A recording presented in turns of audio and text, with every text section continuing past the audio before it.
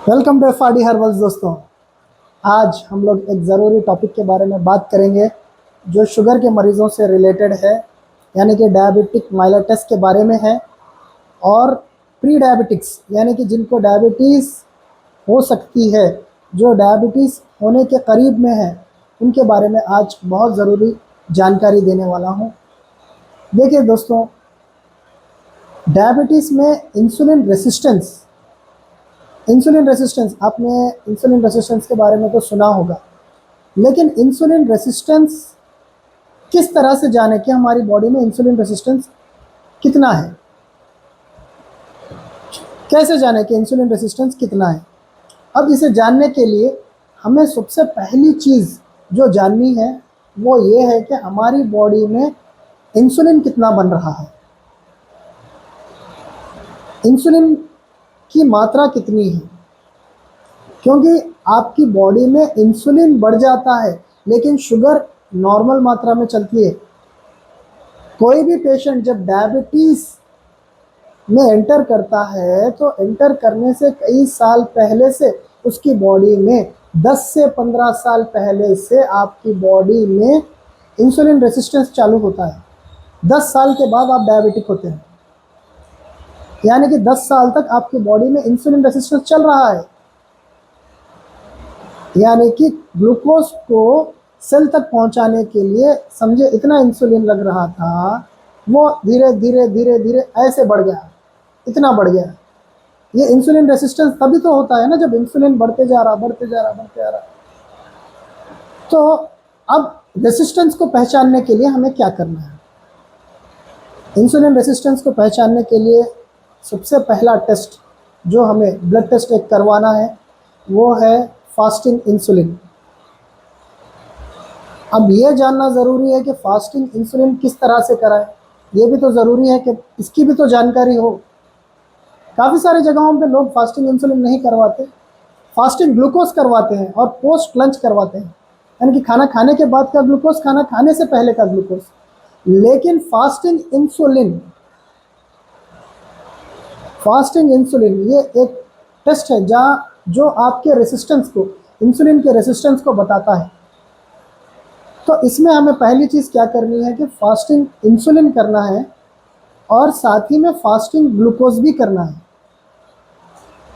अब fasting insulin को multiply करना है किसके साथ? फास्टिंग ग्लूकोज के साथ, और उसे डिवाइड करना है 405 यानी कि 405 से उसे डिवाइड करना है। अब इसके बाद जो रिजल्ट आएगा, समझिए अगर रिजल्ट 1 आता है या 1 से कम आता है तो आपकी बॉडी में इंसुलिन सेंसिटिविटी वो चीज़ है दोस्तों जहाँ पे आपकी बॉडी बहुत अच्छे से काम कर रही है। इंसुलिन ग्लूकोज को लेके सेल के पास जा रहा है, सेल उसे बहुत अच्छी तरीके से ऑब्जर्व कर रहा है। तो ये होता है इंसुलिन सेंसिटिविटी। और जितनी अच्छी इंसुलिन सेंसिटिविटी रहेगी आपका ब्लड शुगर उतना अच्छा कंट्रोल में रहेगा। तो आपको करना यह है कि अपनी बॉडी की इंसुलिन सेंसिटिविटी को बढ़ाना है। अब इस टेस्ट से हमें क्या पता चल रहा है? अगर ये 1 या 1 से कम आ रहा है तो आपकी बॉडी में बहुत अच्छी इंसुलिन सेंसिटिविटी है, यहाँ पे इंसुलिन रेसिस्टेंस बिल्कुल नहीं है। अब अगर ये 1 से लेके 2 के बीच आ रहा है या 2.5 तक आ रहा है या उससे बिलो आ रहा है तो यहाँ पे इंसुलिन सेंसिटिविटी तो है लेकिन नॉर्मल है या कम है। यानी कि ये आपको सिग्नल दे रही है आपकी बॉडी के आपकी बॉडी में इंसुलिन रेसिस्टेंस स्टार्ट होने वाला है। इसका ध्यान करो, इसके ऊपर इसके लिए फिक्र करो, समझो कि ये क्या हो रहा है। इंसुलिन रेसिस्टेंस की तरफ बॉडी जा रही है। समझिए अगर आप 30 इयर्स के हैं या आप 40 इयर्स के हैं, अभी आपकी बॉडी में इंसुलिन रेसिस्टेंस स्टार्ट हुआ और आप जब 55 के हुए या 50 के हुए, जब तक आप डायबिटिक बन रहे हैं, अगर आपको 40 में ही ये पता चल रहा है कि आपकी बॉडी में इंसुलिन रेसिस्टेंस हो चुका है, स्टार्ट हो चुका है, तो आप डायबिटिक होने से बच सकते हैं। कैसे बच सकते हैं? अपने लाइफस्टाइल को चेंज करके। अब देखिए यहाँ पे 1 से 2.5 तक आपकी बॉडी में इंसुलिन सेंसिटिविटी है, लेकिन नॉर्मल से कम की मात्रा में।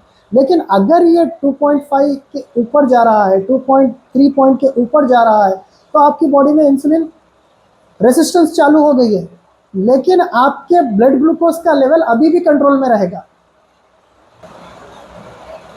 तो दोस्तों आप समझिए, अगर आपका इंसुलिन का जो लेवल है, इंसुलिन रेसिस्टेंस का अगर 1 से कम है तो बहुत अच्छा है इंसुलिन सेंसिटिविटी। अगर 1 से लेकर 2.5 के बीच में है तो आप नॉर्मल या नॉर्मल से कम की रेंज में चल रहे हैं, और अगर ये 2.5 के ऊपर गया तो आपको इंसुलिन रेसिस्टेंस है। इंसुलिन रेसिस्टेंस को आपको कम करने के लिए आपको ऐसी चीज़ों का अपनी डाइट में इस्तेमाल करना होगा जो आपको हाई कार्बोहाइड्रेट से बचाए, जिसमें कार्बोहाइड्रेट की मात्रा कम हो। और सेडेंटरी लाइफस्टाइल को चेंज करना होगा। अपने लाइफस्टाइल में फिजिकल एक्टिविटी को इंक्लूड करना होगा। अपनी लाइफस्टाइल में आपको नींद को अच्छी करना होगा। स्मोकिंग करते हैं तो रोकना होगा, अल्कोहल करते हैं तो उसे भी रोकना होगा या कम से कम लिमिट करना होगा। इन सारे चीज़ों का ध्यान देके आप प्री डायबिटिक से अपने आप को बचा सकते हैं। और जो लोग डायबिटिक हैं वो लोग अपनी डाइट में चेंज लाके, अपने मेडिकेशन को लेके अपनी डायबिटीज़ को, अगर शुरुआती स्टेज में है तो अपनी डायबिटीज़ को रिवर्सल भी कर सकते हैं। या अगर आप आगे भी जा चुके हैं, शुरुआती स्टेज से निकल के आप आगे के स्टेजेस में भी जा चुके हैं, तो भी आप अपनी लाइफस्टाइल से, मेडिकेशन से अपने शुगर को, अपनी डायबिटीज़ को कंट्रोल में ला सकते हैं। हो सकता है इसे रिवर्स भी कर सकते हैं, लेकिन सबसे ज़्यादा ज़रूरी है आपके लाइफस्टाइल चेंजेस, आपके डाइट के चेंजेस। उम्मीद करता हूं दोस्तों आपको मेरा ये वीडियो समझ में आया होगा, पसंद आया होगा। अगर किसी भी तरह का डाउट है तो प्लीज़ कमेंट करें। अगर मेरे चैनल पे नए हैं तो प्लीज़ सब्सक्राइब करें और मेरा वीडियो लाइक करें। थैंक यू दोस्तों।